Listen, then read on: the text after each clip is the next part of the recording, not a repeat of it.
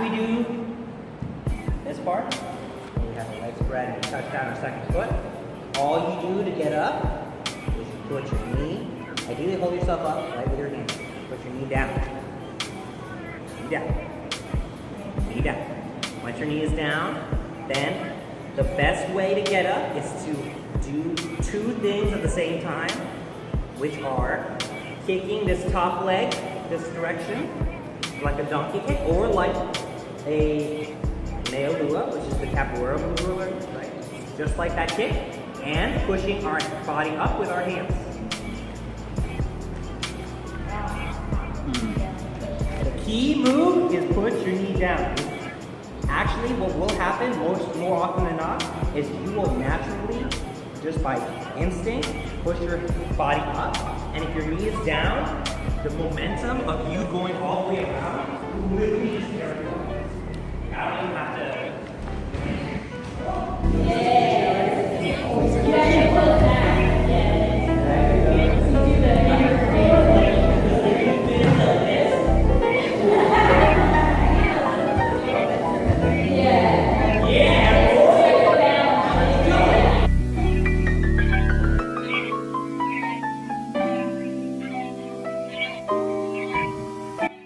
What's going on, ladies and gents? Just finished rehearsal. Knees are aching a little bit. Wasn't expecting on vlogging today, but I remembered I got a meeting with Sunrider, some company over in Torrance. I did a little bit of research on them. They're a multi-level marketing kind of company. They called me saying that they're interested in doing a dance fitness collaboration kind of product. So that's what I remember from the phone meeting we had. Definitely not interested to be part of that MLM organization. But if it's something, content producing or something of that sort, it caught my attention. So heading over there right now to see what they got. So in terms of, what they got in mind for the collaboration. So time to go. All right, so this week, me and Stephanie decided to rejoin family business for our friend Mark Miranda's last run for his last season competing with them. And me and Stephanie hadn't been part of family business since 2012. That's when we found out Jordan was coming. Our last competition was at Urban Street Jam 2012 at the Anaheim Convention Center. And we're grateful for Jordan, but we also feel like we kind of left the scene early. And that's one of the things we always wanted to do, like once we figured Jordan was old enough. We had no idea what that looked like, because the original idea is like once he's a year old, we'd come back. But life doesn't always work out the way you want. And the saying, the man plans, God laughs, and God certainly had different plans for us, and definitely for the better. You definitely can't imagine how life would be, different. But now that earlier this year we heard that our friend Mark is going to be competing for the last time with family business. And one of the things that I try to keep in mind is the bigger picture. What are some of the things that have been aching and nagging at me every single day that I've just been putting off because I haven't been prioritizing it. And ultimately, during this one drive, I thought to myself, when I'm 80, is missing this opportunity to dance with my friend, one last time on stage, going to be something I regret? And obviously that's one of the things that obviously I said yes to, that I want to be able to share that stage with my friend, with the team that we created before he completely lets it go. Because for a while I was the director of the team, then stepped down 2012 when Jordan was conceived, to let him run it, and then it's been all him, and he's been doing an amazing job building the team, continuing the culture that we strived for, which is a family first mentality, but with a really grit and grind work ethic. And they recently won a 3-peat championship at Las Vegas at the Set It Off dance competition, which is insanely light years ahead of where we first started. And he's probably the only OG left from like me and him, like of the founders. He's the only founder left, and Steph is an OG. When she was part of it, when things were changing in terms of the culture shift, getting more direction and the identity being created for the team. And yeah, we don't want to miss this opportunity. We want to share that stage, and I know for Steph, she's been dying to dance again. So I think it's important for not just me to be able to share that stage with those two again, and with the team that we both created, that we all put our heart and soul into. But it's also great for Steph to be able to do what she loves, because she's great at baking. She loves that. She gets to be creative in a savory kind of way. But I know she needs that sort of physical outlet where she can express herself in ways that creating food just can't. And I'm glad that we're doing this, and I'm glad we finally took a leap of faith. We're like 3 years too late, well, like later than expected, but better late than never. And yeah, I'm glad we're doing this. If you're watching this, 80-year-old me, I hope you look back at this and say, like, I'm glad we fucking did that.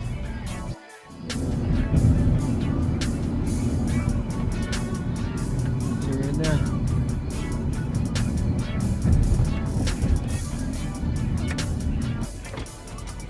I'm supposed to meet with Shirley.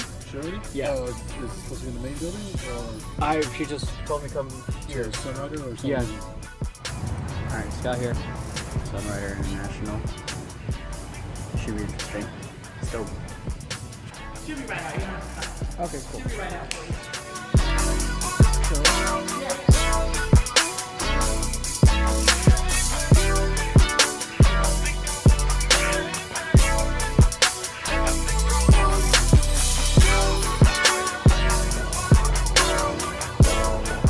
Hi.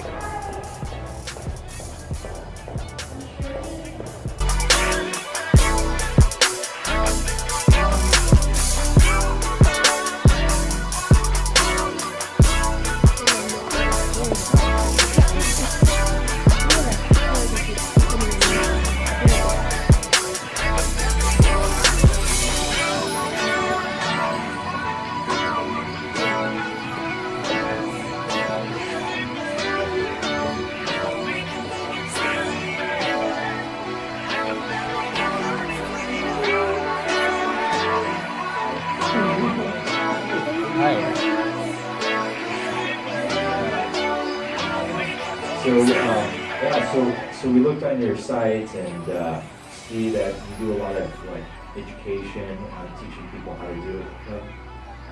How is it that you teach somebody how to do hip hop? Because that's especially somebody who's like super novice or like zero. What are the basics?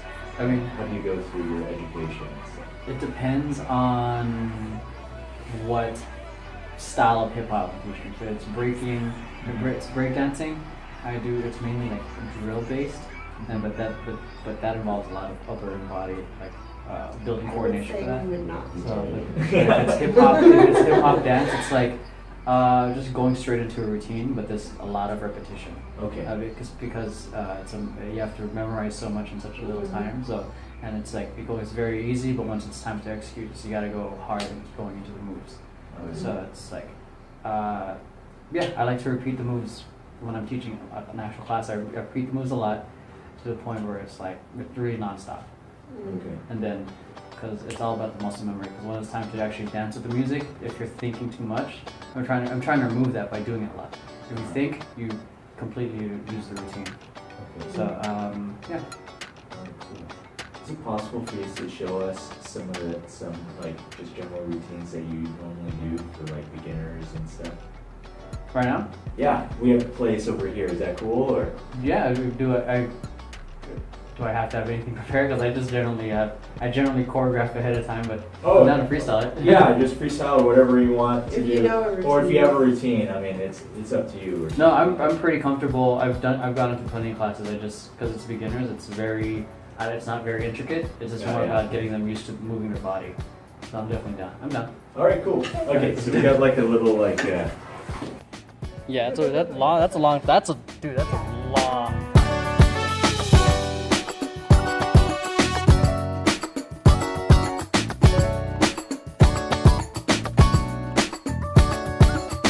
I just finished talking to I think the owner of Sunrider, and they want me to work as a choreographer for one of the upcoming projects they're doing, which is, you know, a lot of dance, simple dance choreography stuff that an older generation can do as a form of fitness. I'm excited for it. I didn't expect much of anything from this meeting. Just I thought I was going to be pitched to join, you know, their multi-level marketing program. But you know, I'm definitely down to do this sort of content because it's dance and it's fitness and it's to help people, you know, moving, grooving, and growing. So that's the thing.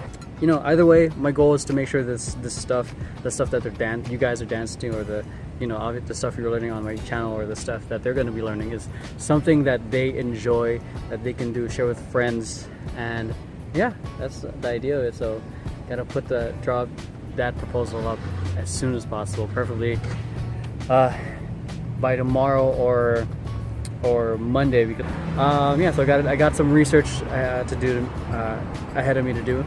But I also got to finish 3 proposals tonight for a website and 2 clients who are interested in filming some courses. So I really wish that you guys could have watched.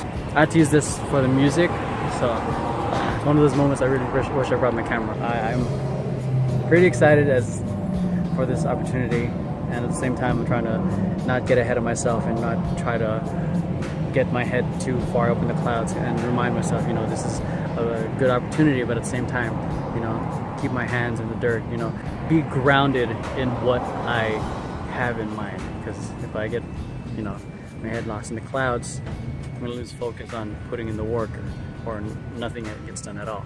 So yeah, pretty good opportunity, excited for it, and time to go to Starbucks and back to work.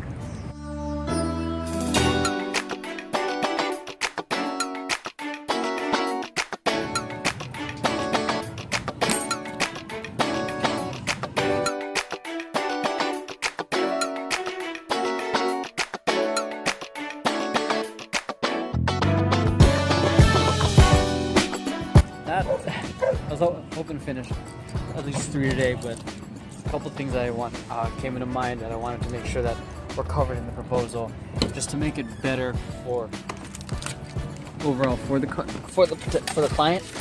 Because, you know, last thing I want to do is put something together sloppy for them, and you know, a lot of things are not handled right away, or things are missing, or things confuse them. So I want to make sure that as much as possible my bases are covered ahead of time. That way, in my personal thinking, that it saves me trouble. I'm like all over the place. Sorry guys. Saves me trouble for the next conversation. So I want to be as clear as possible with the communication. Think of things that will, because there are elements that we're trying to work on, and that make seem confusing, because these are terms, these are ways of working and thinking that they normally wouldn't think of. So it's got to make sense to them. I can't just slap it on there, like, you know, copywriting. They thought of copyright as in licensing. They didn't know what copywriting is. So I want to make sure that, you know, that the structure of the benefit of it is clearly there. So everything has to be intentional. Everything has to have a purpose. That way, you know, what we're trying to do makes sense to them, and they buy into the idea that everything is all together. It's not just separate little pieces that make, you know, that can work without each other, which it probably can, but, you know, it's like having a liver. It's better if you just have 2. So it's, you know, that's my thought on that. Better take care of the one with really good service than try to spread yourself too thin out of 3. So yeah, I didn't get 3 done, but got a really good proposal ready for 1. So, and the next 2 are course proposals that similar in structure in terms of putting that proposal together, different types of content, so I got to keep that in mind. So those 2 I can probably knock out in the same day, and then the other one is for Sunrider. So I got to put together that proposal for that. So yeah, time to head home. And yeah, thanks for watching. Short vlog today. Hope you found it entertaining, meeting up with the Sunrider people, working on those course proposals. Maybe I should have put a little bit of the behind the scenes of how I'm putting it together, and yeah, I'm just sharing with you thoughts of what I'm working on with that. So time to go home. Dad mode's on. Catch you guys later.